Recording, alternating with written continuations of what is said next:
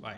Fala galera, tudo bem com vocês? Estou aqui no colégio de novo para gravar esse vídeo para vocês, explicando como vocês devem fazer as atividades de geografia do dia 30, tá? Seguinte, primeiro você vai fazer a leitura das páginas 26 e 27 do seu livro-texto.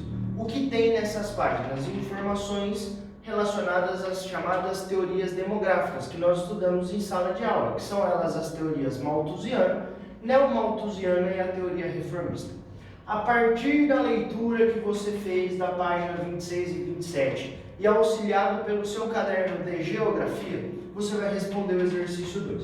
O exercício 2 é um exercício bem simples. No exercício A, você vai explicar por que, segundo a teoria malthusiana, é importante controlar o crescimento da população, tá bom? E aí você vai explicar no exercício A ainda, atenção, duas perguntas no exercício A, qual é a solução que o Malthus propõe para controlar o crescimento populacional. Vou dar uma dica monstro para você responder esse exercício, hein? No exercício A, você precisa lembrar que o Malthus está falando para a gente que o crescimento da população ocorre em PG. Da mesma forma que a produção de alimentos, segundo o Malthus, vai acontecer em PA. Sabendo a diferença desses dois, você já consegue responder o exercício A para mim, beleza? E é importante lembrar que quando o Malthus propõe a solução dele, ele está falando lá do começo do século XIX.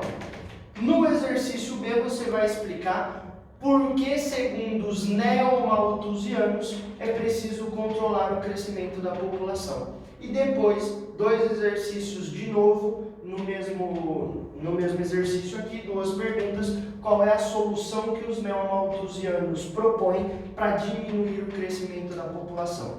Para terminar o exercício 2, você vai fazer a mesma coisa, só que agora com a teoria reformista.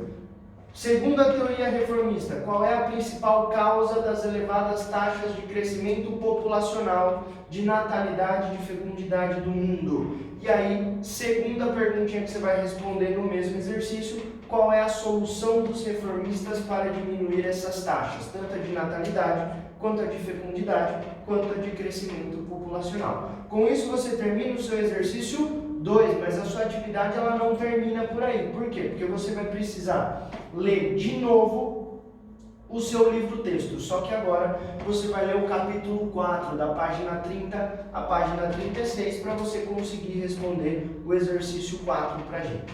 O exercício 4 eu estou te dando um gráfico do crescimento vegetativo do Brasil. E aí você vai precisar lembrar que quando nós vimos esse gráfico, eu dividi ele em 3 partes para vocês. Primeira parte vai do ano de 1900 a 1940. Segue uma característica do crescimento vegetativo do Brasil nesse período.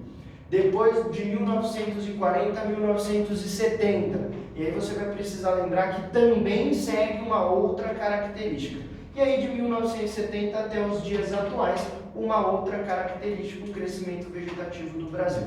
Sabendo disso, você vai responder as 3 perguntinhas aqui de baixo para mim.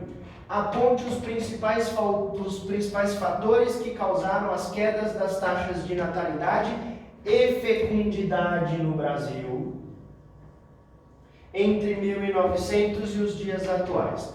Depois do exercício B, você vai colocar para mim os principais fatores que causaram a queda das taxas de mortalidade e mortalidade infantil. Precisa lembrar a diferença delas, tudo bem?